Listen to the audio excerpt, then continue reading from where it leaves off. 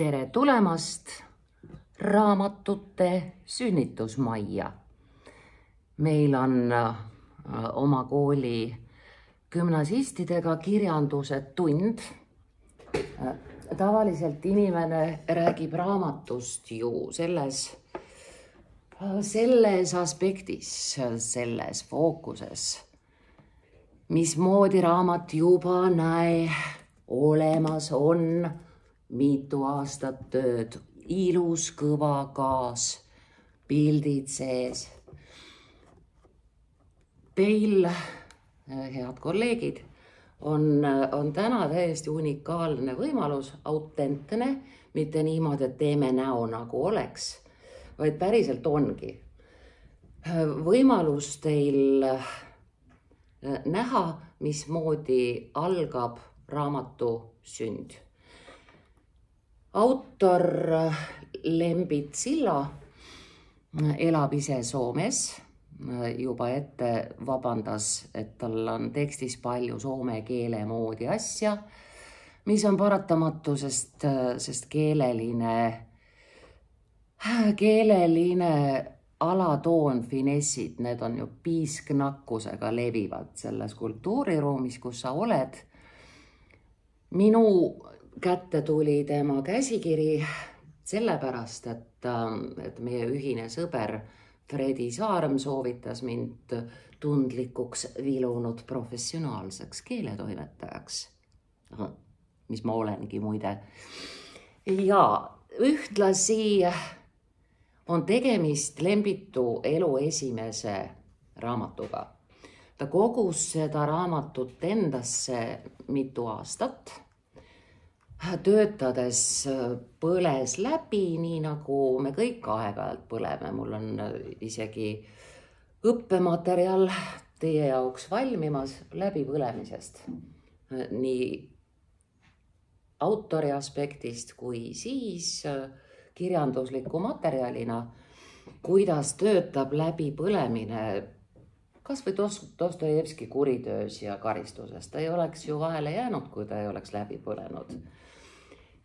Lembit võttis ennast töölt lahti, istus maha ja kuude kaupa kirjutas. Meie ühine hea sõber Fredi, kes on siin koolis ka loenguid andnud, Tsinsino suure panoraami asjus, soovitas mind ja nüüd siis te näete, kuidas kohtub toimetaja käsikirjaga.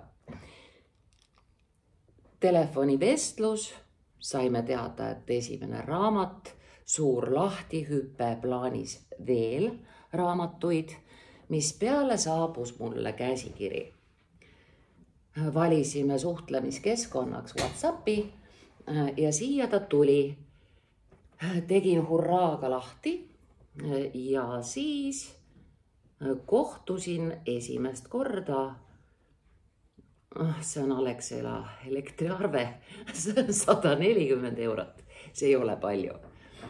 Kasinad tüdrukud ei priiska, aga ma ei pane kinni ka, muidu ma unustan maksta ja siis on pime. Niisiis saabus raamat kõigepealt minu juurde koju tuppa PDF formaadis. Lembit Silla on juba talle loonud kaane. Ta on kaane peale kirjutanud, tõde ei pea olema meeldiv, ta peab olema tõde.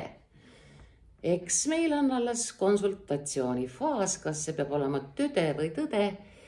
Näis. Siis me näeme seda, et tiitel leht on praegusel hetkel täitmata. Ja siit kohe teile näiteks teadmiseks, kui te kirjutate oma esimese raamatu, ärge väga vaeva nähke lehekülgede nummerdamisega, sest see professionaalses layoutis läheb niikuinii auti. Sõnad, mis ei palu luba, siia ma panen kindlalt vahele mõttekriipsu. Nad tungivad sinna, kus on vaikitud liiga kaua. Imeilus moto. Mis juhtub siis, kui sa saad käsikirja? Ehk siis, mis sünnib raamatu sünnitusmajas?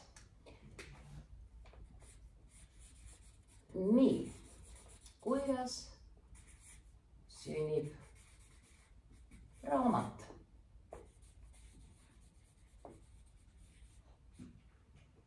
Esiteks peab olema autor üleni pühendunud, üleni veendunud, üleni kindel, et ta tahab kirjutada raamatut, et ta tahab endale kaela lasta kõik kirjaniku eluga kaasneva. Avalik tähelepanu, müügitöö, siis sellele lisanduv negatiivne kommentaarium. Me ju teame, et eestlane armastab teisele alati halvasti öelda. Ükskõik kui hästi on mingi asi tehtud, ikka keegi ütleb nii halvasti, et tapab su natukene ära. Ehk siis esimene asi on autor koos oma ülima veendumusega. Autoriga õlg õla kõrval, käsi käes võiks olla, peab olema, saab olema kunstnik. Selline tegelane nagu kunstnik võib olla autoril endal, aga ta võib saada selle oma raamatu kujundaja ka kirjastaja käest paketi osana. Sellesse kohta, mis praegu Lembitu nime all on tühi, tuleb tegelikult umbes midagi sellist nagu filmide puhul lõputiitrid. Kes ei tegi? Julged teha, julged tunnistada ka. Ja see tunnistajate seltskond on järgmine kirjastus.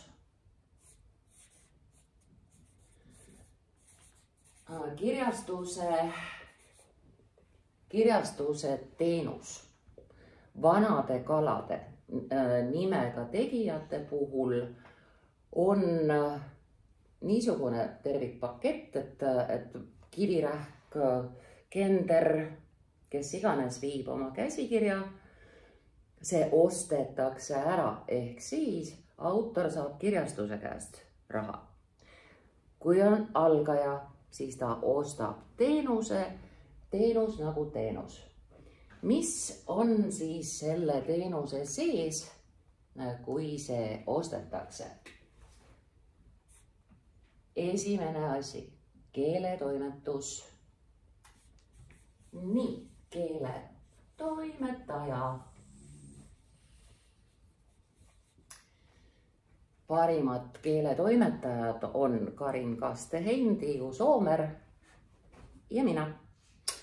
Ja selleks peab sul olema ikkagi tegelikult suurusjärk 35 aastat praktikat, et olla üleni seesama keeletoimetaja. See ei ole tehniline töö. Tehniline korrektuur järgneb siis, kui raamat on juba raamatukujuliseks sul laotatud. Aga sisu toimetamine, keele toimetamine, see on autoriga koos laulmine. See on võrdväärne tõlkimisega, kus sa tood ühest keelest teise tunde, mitte ainult sõnad, vaid tunde, hingamise, kõik need pisiasjad, need nüansid, mis on kõike muud kui tehniline. Keeletoimetaja töö järel alustab tööd kujundaja ja layout. Kujundus ja laotus. Just. Kirjutasin ustavalt siia sõna laotus, kusjuures tegelikult kõik ütlevad selle asja kohta layout. nii nagu IT-maailmas tegelikult ju me ikkagi räägime ingliskeelsete terminitega. Oi kui piinlik. Kus on keeleseadus? Keeleseadus on selle koha peal, kus alustab tööd tehniline korrektor.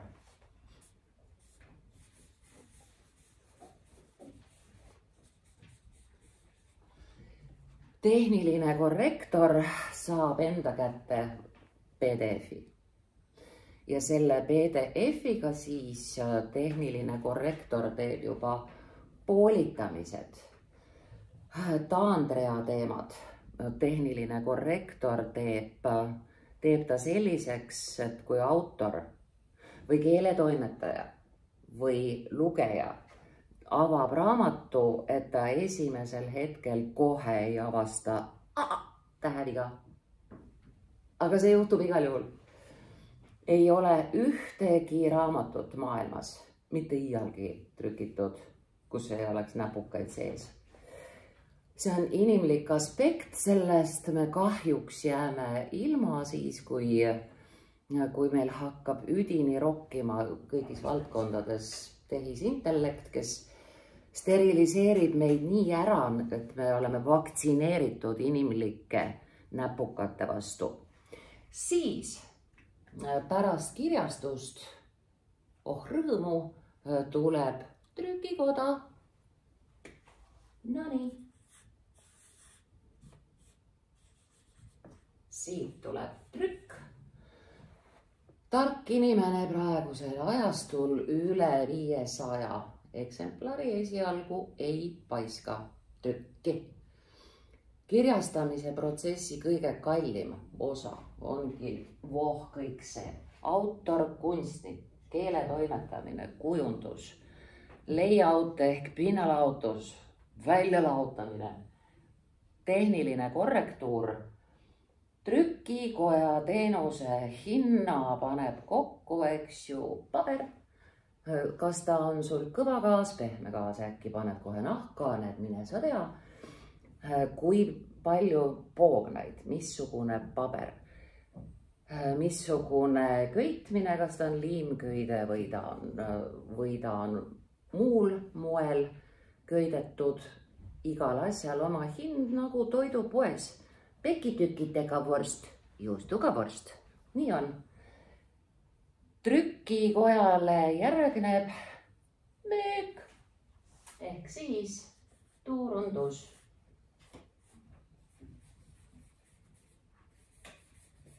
Ja pärast turundust saabub sulle siis kõige mõnusam osa selles protsessis.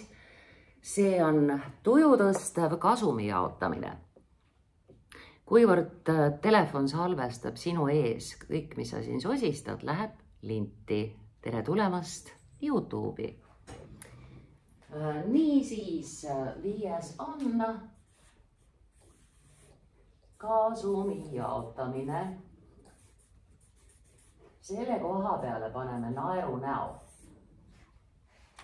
Naerunäo põhjus on lihtne. Üks raamat maksab praegu väga soodsa kaanehinna puhul 40 eurot. Ja see on väga vähe küsitud. Kui te vaatate ükskõik millises toidupoes raamatuletis ringi, siis te näete, et 40 eurot küsitakse sinu käest ka siis, kui raamat on... Ja. Hind jäetakse sellepärast madalaks, et miks autor kirjutas? Ta tahab inimesteni jõuda. Ja selleks, et inimesteni jõuda, tuleb hoida hind all. Hinna all hoidmise ja makse jõu nii tekitamise kui säilitamise jaoks on... Üks võimalus on see, et sul on rikas mees, maksab kinni kirjastamise. Naisel on hobi. Ma tean, et nii võib-olla kogenud ei ole. Tegelikult meil siis on rahamaailmal seesugused asjad küljes nagu oma finants, ehk siis töötad kõrgepalgalise õpetajana, paned raha suka säärde ja siis ostad teenuse. Raamat sünnib. Niimoodi, siin on siis meil oma finants. Hästi armastatud, aga hästi tühi ja suhteliselt vähe lootusrikas on kultuurkapital. Ehk omade vahel kultuurpapital, kulga. Siis on hooandja. Hooandjaga on selline lugu, et kui sa esitad sinna oma projekti, siis sa sellele kogunenud raha saad kätte juhul, kui laekub terve summa. Kui sa hooandjas täis summat kokku ei saa, siis kõik või mitte midagi. Loomulikult siis sõbrad maksavad vahepeal vahe kinni ja noh, see loogiline, eks. Ja siis ongi sõbrad. Sõna sõbrad kasutan ma laiendatud tähenduses. Sõbrad selles mõttes, et sinu rahakas pinginaaber, sinu finantsiliselt edukas naabrimees saab sinu raamatusse investeerida. Ega ta sealt raha tagasi ei saa. See on üks, mis kindel, aga ta saab näiteks lisada sinu raamatu lõpuossa, mida mina kõigi oma raamatute puhul juba, raamatuid on üle 70 ja praktikat seesugust on paarkümmend aastat. Raamatu saba žurnaali võid teha. Ehk siis su raamatu lõpuosas on teemaga sobivad rahakad inimesed. Rahakad inimesed saavad ilmuda siis trükis, mis raamatusse raiutud, see jääb sinna igaveseks. Nii et see on olnud see meetod, kuidas viimastel karmidel aastatel mina olen oma raamatute finantsi saanud. Mis puutub nüüd siis turundusse, siis praegusel ajal müügiprotsess ise on väga lihtne. On kaks põhilist müügiketti, Apollo ja Rahvaraamat, mille võrgustik on kõikjal Eestis ja mille letid on suvalistes toidupoodides ka. Sinna on lihtne oma asjad müüki panna. Lihtne ei ole saada märgatavaks, ehk siis reklaam. Sul on vaja ideaalis panustada promosse, reklaamisse. See on kallim kui raamatu enesekirjastamine. Praegusel ajastul meile tuleb väga kaunilt appi sotsiaalmeedia. Juba mõnda aega on väga kaunilt appi tulnud skandaalid, sensatsioonid. Ehk siis sa pead natukene lahutama ja kokutama selleks, et oma uus raamat ära müüa, ma ütlen, isegi Brigitte teab. No nii, et sul on siis vaja reklaami.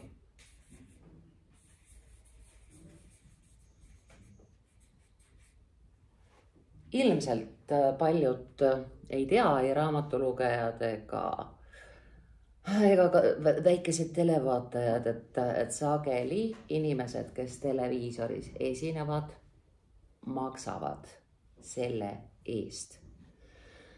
Nii et menusaadetesse pääsemine on päris sageli tasuline.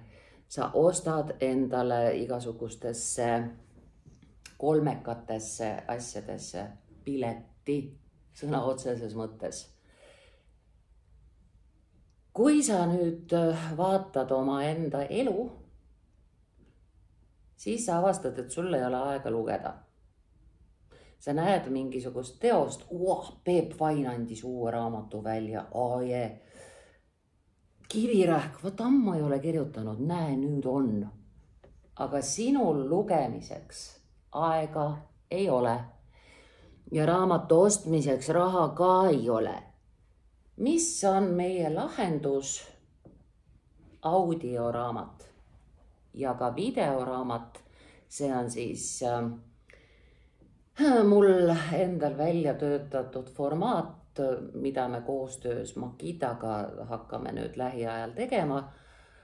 Minu videoraamatu nimi on Naine õmbleb maja, mis tähendab seda, et ta on naistele suunatud paberist, digitaalselt üles laetud, et saab alla laadida ja ühtlasi siis ka audio- ja videoraamat, kuna tegemist on elulise ehitusõpikuga. Siis see formaat töötab ja kui audioraamatul on väga atraktiivne lintilugeja, siis on mõistlik tegelikult ka sellele pilt juurde salvestada. Triigib seal pereema, laseb endale arvutist. Niinemets loeb näiteks ainult mulle seda raamatut. Et see on väga nunnu.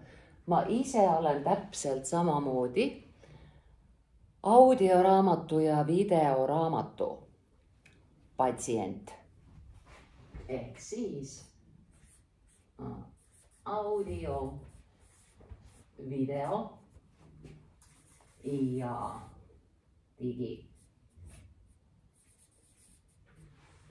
Kui sa jälgid oma päeva, sa alustad päeva sellest, et sa oled telefonis. Sa oma päevaga edened sedamoodi, et sa scrollid läbi maailma. Sa külastad, eks ju, panka, arveid, doktor Google'it, erinevaid keskkondi, kirjutad oma tekste, lood oma asju, tarbid teiste asju, silmad on varre otsas lõpuks. Ja sellepärast ongi lahendus just see audioraamat, et sa tõmbad selle endale sõna otseses mõttes pähe. Sa oled jõusaalis, sa oled jooksurajal, sa oled plaažil, sa oled lennukis, rongis ja sul on raamat pähe tõmmatud, keegi oma lummava, näiteks Elisabeth Reinsalu häälega loeb selle raamatu sulle ette, nii nagu lapsepõlves, et enne kui sa tuttu lähed, et sa saad selle unemuinasjutu. Sa säästad oma silmi, sa säästad aega, et siis sa oled mitte multitasking, vaid tõeliselt multitasking, et sa veedadki kvaliteet aega. Raamat sel kujul sul tiksumas. Selleks, et autor, kes loomulikult pani kogu oma hinge, kõik oma oskused, kõik oma teadmised, oma senise elu, südamevere, kõik pani sellesse raamatusse. Selleks, et miks ta seda tegi, et kogu maailm näeks, osa saaks, kaasa elaks. Sa võid arvata, et ma teen nüüd prooviks näiteks 50 eksemplari siis ka inglise keeles ja vene keeles. Vaatame, kuidas läheb. Mehed, see on täpselt see sama protsess. Ainult, et nüüd sul on selle koha peal, kus on keeletoimetaja. Sul on üks mats veel maksta. Ja see mats, keda sa nüüd veel maksad, see on tõlk.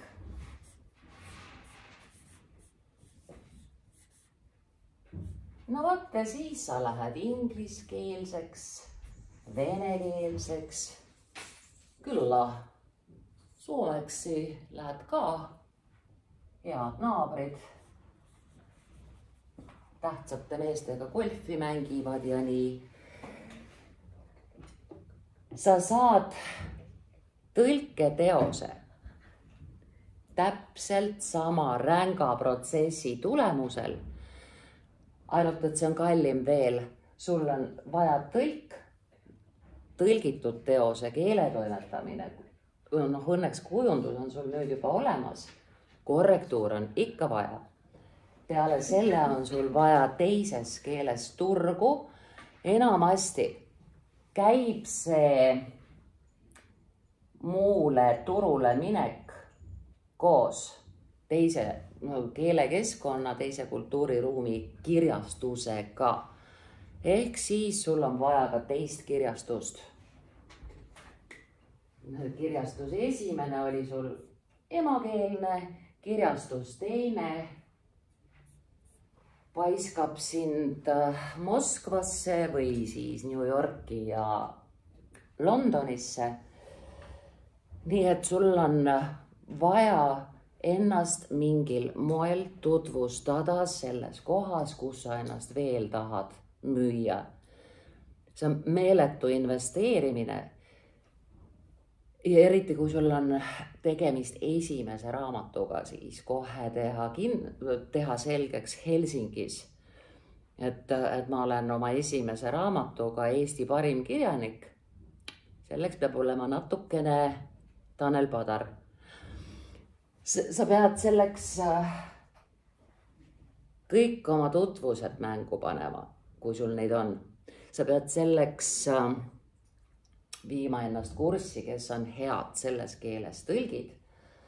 Ja sa pead ise ennast müüma seal ka.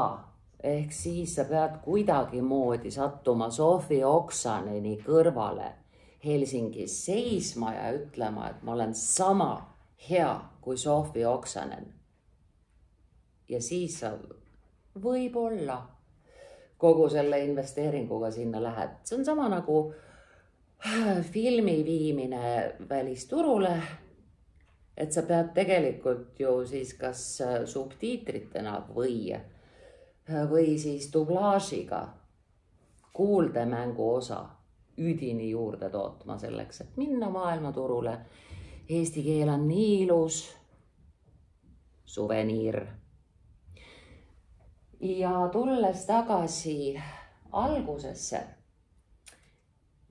teadmiseks autoritele, sulle, isand Olberg, teile kõigile teadmiseks, ära palun oma käsikirjaga kunsti tee. Me kirjutame oma käsikirja nagu masinkirja kõige tavalisema toote. Me kirjutame praegusel ajal enamasti dokiks formaadis. See on nüüd see tore formaat, mis õnneks kõigis arvutites avaneb. Olen sel viimasel perioodil nüüd mitme väga algaja käsikirju kohanud. Mida inimene teeb? Ta hakkab küljendama, ta hakkab formaatima tippides. Aga sellega teeb ta nii keeletoimetajale, korrektorile kui kujundajale ja siis layout'i ehk laialilaotamise mehele topelttöö. Esiteks, sa saadad oma käsikirja dokiks, mitte PDF, sest nagu sa ju tead, vanusepiirang 18+. See on hea müügivõte. Mulle meeldib. Nii, aga oletame, et on mingisugune tõsine biskiidihiir filoloog jänes, kes tahab nüüd hakata toimetama. Ja mis siis selgub? PDF, ma võin siin mida iganes teha, seda ei saa toimetada. Järelikult sa võid küll jäädvustada oma kangelasteo PDF-ina. Selleks, et asjad ei läheks paigast ära, et asjad on fikseeritud, et see ei kaota neid ära, sest PDF-fail on üks jube ja turvaline kapp. Aga selleks, näete, siia on kirjutatud lausa Kati, saab endale nüüd 391 lehekülge. See tulebki praegu alla. Sünnitusmaja ütleb, pinguta, pressi veel. Pea paistab. Oi, kas ta poiss või tüdruk või on ta 21. sajandi laps? No nii, ja siia ta meil siis tuli. Nüüd võin mina selle asjaga teha, mida mina ise tahan. Ehk siis ma kohe esimese asjana koristan selle nalja siit ära.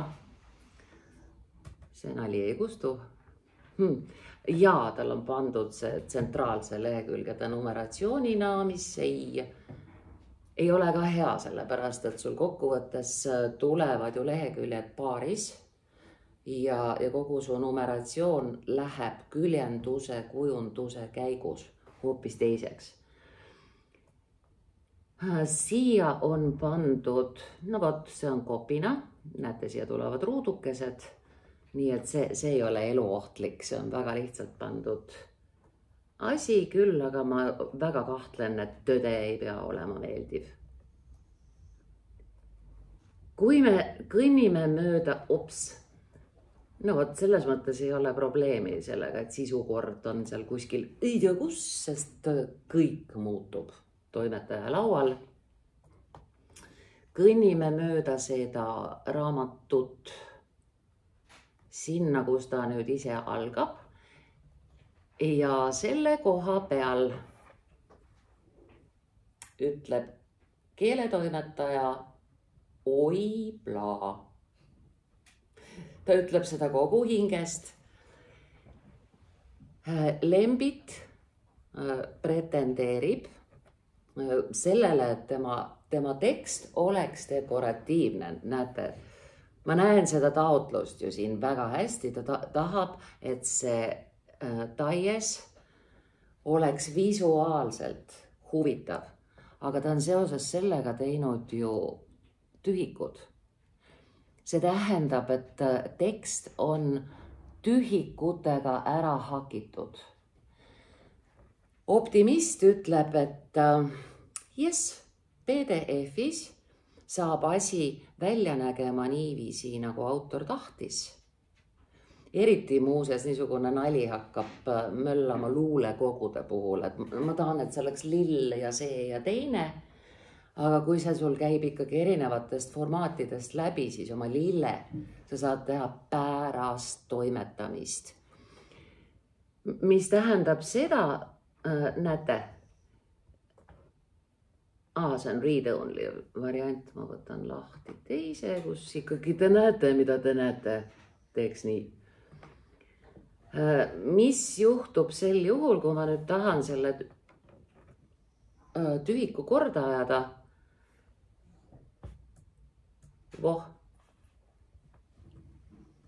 Ta hakkab minuga siin mängima niisugust peitust. Selleks, et ma saaksin teksti tehniliselt korda, sina, autor, saad mängida oma dekoratiivseid mänge hiljem.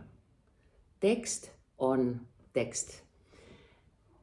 Ja mis puutub Lembitu tekstisse kui niisugusse, siis ma kahtlemata pean saama nüüd tema süsteemis selles mõttes aru, et nagu te näete, siin on osa teksti tavaline maailm, kus vend võitleb venna vastu ja raha muudab lähedased võõraks, on julm ja absurdne reaalsus, jube hästi, seal ei ole mitte midagi parandada, küll aga biskviidihiir Murutar küsib, miks osa on boldis ja osa mitte. Kus kohas on nüüd see loogika? Kas see on taotluslik või see juhtus? See tähendab seda, et nüüd kiidetud olgu WhatsApp. Ma saan juba hakata esitama ridamisi küsimusi, mis pidi olema bold, mis ei pidanud olema bold. Ja edasi muutub tal šrift näete, raamat tegelikult ilmub ja käsikiri peaks samuti olema Times New Roman ja leheküljest 12 käib järsku pabah ja ta on fondis Arial. Ka selle kohta pean mina autori käest küsima, kas ta sooviski vahetada fonti, aga sellisel juhul on palju dekoratiivsemaid fonte. Et kui ta tahtis seda eristada tavalisest Times New Romanist, siis võtnud Gooti või võtnud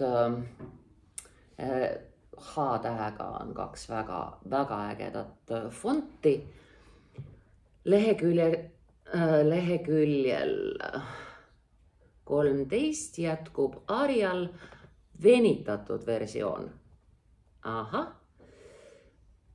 Ja ühtlasi on autor pannud pildid, nagu te nägite siin vilksas, nüüd, et siin vilksas taas üks illustratsioon, ma tahan pihta saada sellele. Ja siit alt läheb Georgiaks, Arial, Georgia, see tähendab seda, et eranditult iga lõik, iga peatükk on erinevas fondis. Nüüd me jõudsime viimase, üliolulise, üliilmeka ja erakordselt tähtsa teemani illustratsioonid. See, et PDF variandis on illustratsioonid sees, on väga peene, very many fine, sest kujundaja, küljendaja loodetavasti Peeter Paasmäe, kes on Eesti maailma absoluutselt parim. Ta näeb, kuhu autor soovib illustratsioone saada. Ja mida te nüüd nägite, siin hüppavad fondid, me nägime 5 erinevat kirjapilti. Murutar ühtlustab need, ehk siis ta sõidab terve teksti kinni ja muudab ühtseks. Kõik läheb Times New Roman, üsna tõenäoliselt Times New Roman punktiarv 14, mitte nagu õppematerjalid ja uurimistööd meie koolis punkt 12. Küll aga selle imeilusa pildi 2 mõttes nüüd teeb kirjuks vahele pandud illustratsioonide olemasolu.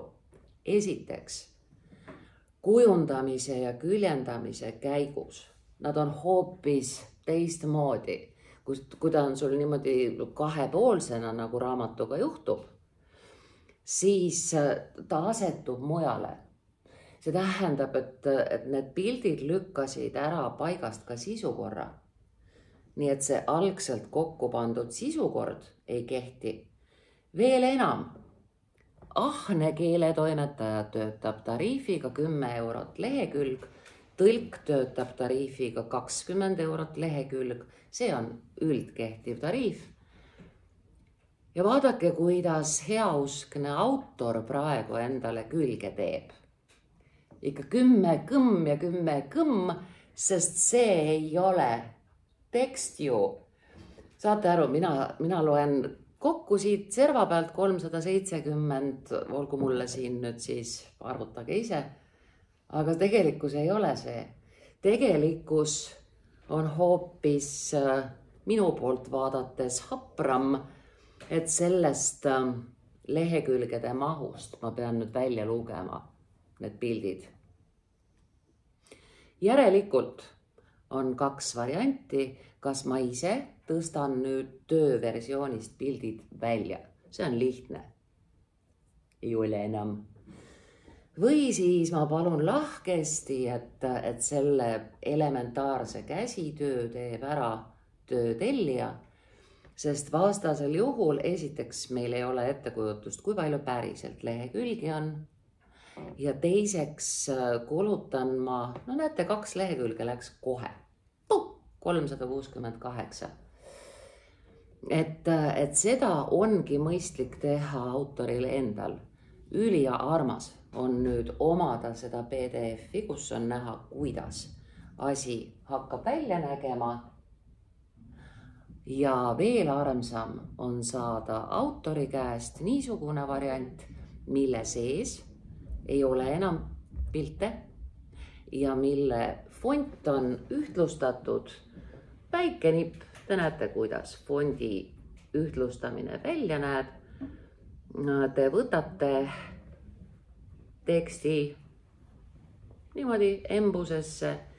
Siin üleval ütlete, et kombeks on üks font korraga, mida on Eestile. Times New Roman, see on hea tuttav, see on silmale hea. Te ütlete talle punkti arvuks 14, siis te saate rohkem mahtu ka. Või ütlete 12, kuidas just ise soovite. Niisiis minu järgmine samm selle raamatuga on emb-kumb, kas siis paluda, et autor võtab pildid seest välja, teeb kõik Times New Romaniks või siis ma ennemuiste harrastatud kudumise ja heegeldamise asemel teen selle ise ära. Toimetan ta ära hommikuti enne kooli. Õnneks tuleb koolivaheaeg. Nii et see siin seina peal on minu koolivaheaeg. Ja siis läheb minu käest see tekstkirjastaja Alo Murutari tuppa, kus algavad läbirääkimised trükikojaga, müügikettidega Rahvaraamat ja Apollo.